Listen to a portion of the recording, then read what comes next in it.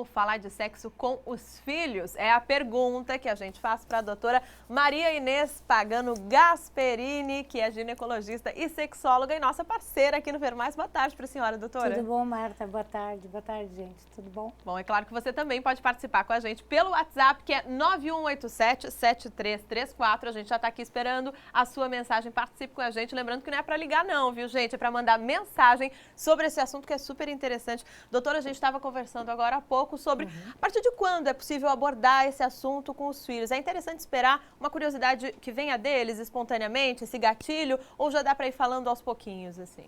Pois é, gente, por que é tão difícil né, falar desse assunto? Todo mundo tenta escapar de um jeito ou de outro.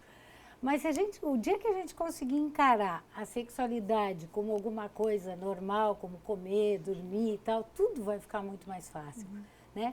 Então, muitas vezes, eu acho que depende muito de cada criança. Tem famílias, por exemplo, que são extremamente sensuais e afetivas e abraçam e beijam e tocam o corpo, que é uma coisa super importante, né? E isso faz com que seja mais fácil nessas famílias a conversa sobre a questão sexual. Algumas outras crianças, às vezes os pais são mais retraídos, então a coisa fica mais meio velada. Evitar o assunto não abraça é a melhor na estratégia, frente né? do filho, não beija o parceiro ou a parceira na frente do filho. Então as crianças vão sentindo que algumas coisas são proibidas e a gente não pode fazer, né? Entendo. Eu acho que quando as crianças perguntam, a gente tem que responder. Né? Não tem nada de que dizer. Hoje já está muito melhor, porque ninguém mais acha que o nenê saiu do repolho, nem da cegonha, nem nada.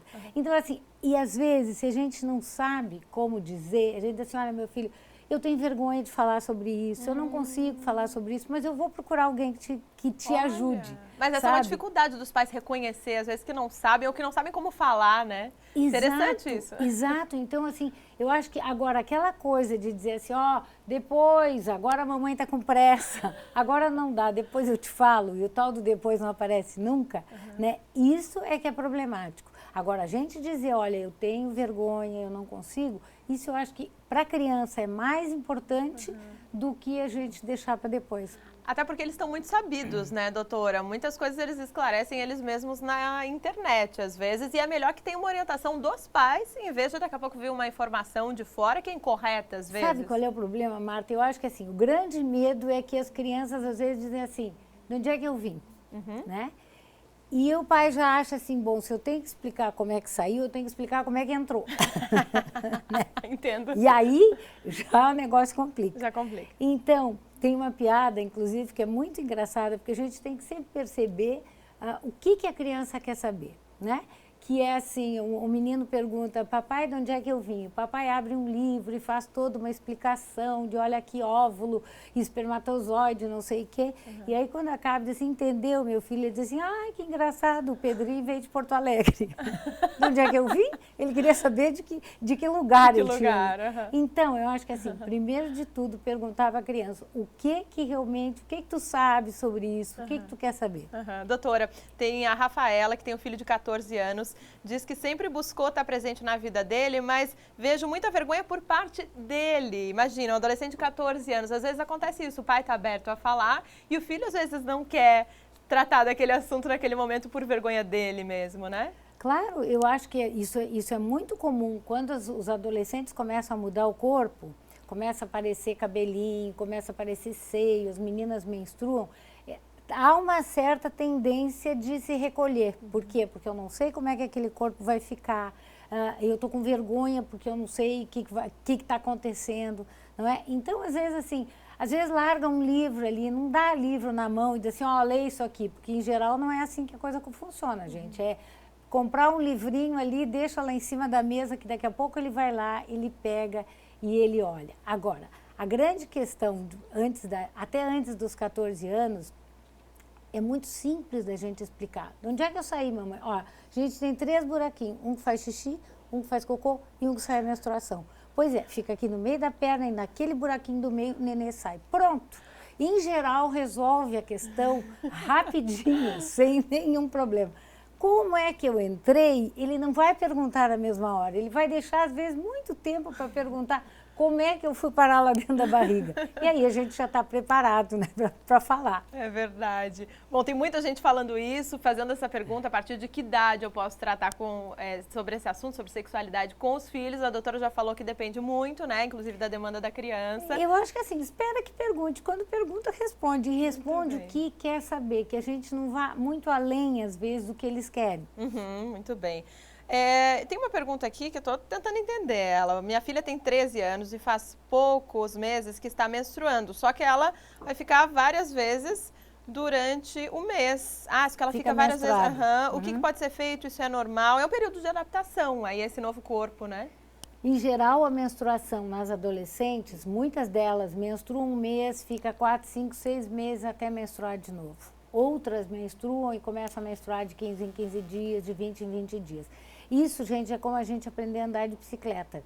Começa, a gente cai, até que daqui a pouco a gente aprende. Menstruação é mais ou menos assim. Fica irregular, até que daqui a pouco ela vai acertando. Algumas meninas, Marta, às vezes levam até 5 anos para que essa menstruação fique regular. Ou seja, é normal, né? É normal. Ok.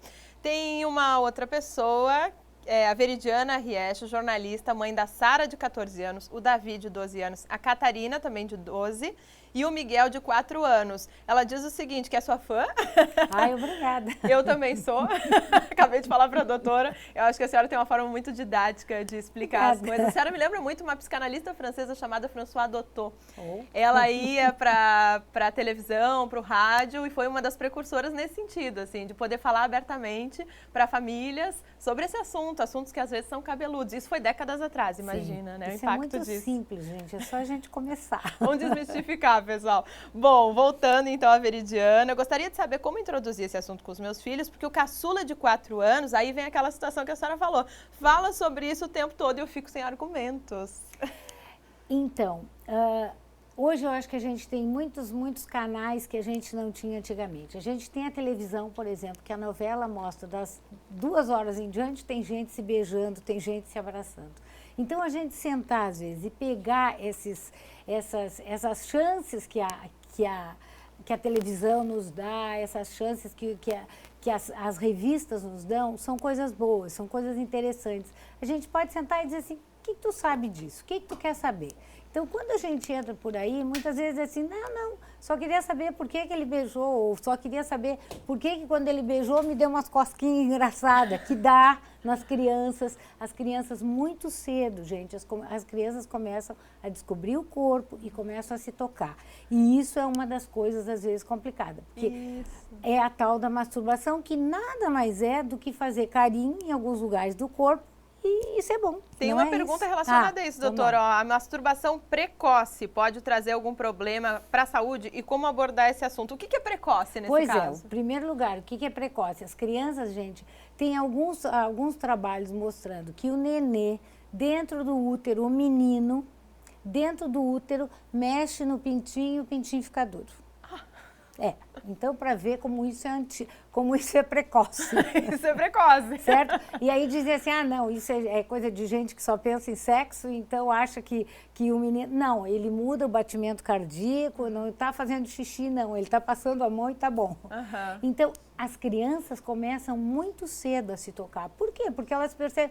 Porque criança, gente, não tem... Os maliciosos somos nós. As crianças não têm ideia de que, eu toco aqui, ela faz carinho na orelha, como ela faz lá embaixo, do mesmo jeito. Certo. Não é? Então, o que a gente precisa fazer? A gente precisa ter alguns comportamentos. Por exemplo, dizer para uma criança, olha, querido, como tu não faz xixi no meio da sala, não é? Como tu não come no meio da sala, então tu também não pode te tocar, isso é bom, isso é gostoso, é um aprendizado, mas não dá para ser no meio da sala. Então, quando tu quiser fazer carinho, aí tu vai lá pro quarto e vai fazer no quarto. Bacana. Não é? Porque aí a gente limita como a gente limita qualquer coisa. Muito não bem. É? Doutora Marinesa, a gente agradece a sua presença. Tem muitas e muitas perguntas, inclusive algumas de ordem pessoal, sobre outros assuntos também, além do nosso tema, né, que é a sexualidade com os filhos. E aí a gente com certeza volta a conversar para abordar, inclusive, esses outros temas. E a dica é as pessoas buscarem seu próprio médico também, né? Às vezes tem temas que são muito pessoais, né? Claro, acho que tem que conversar, assim, inclusive essa questão da menstruação, quando começa, às vezes é interessante para a menina entender como é que é, o que acontece e tal, e para ver se realmente aquele tipo de sangramento que ela está tendo é um sangramento menstrual e é normal, isso sim. Tá certo. Doutora, obrigada pela participação. Obrigada, boa tarde, gente. Boa tarde.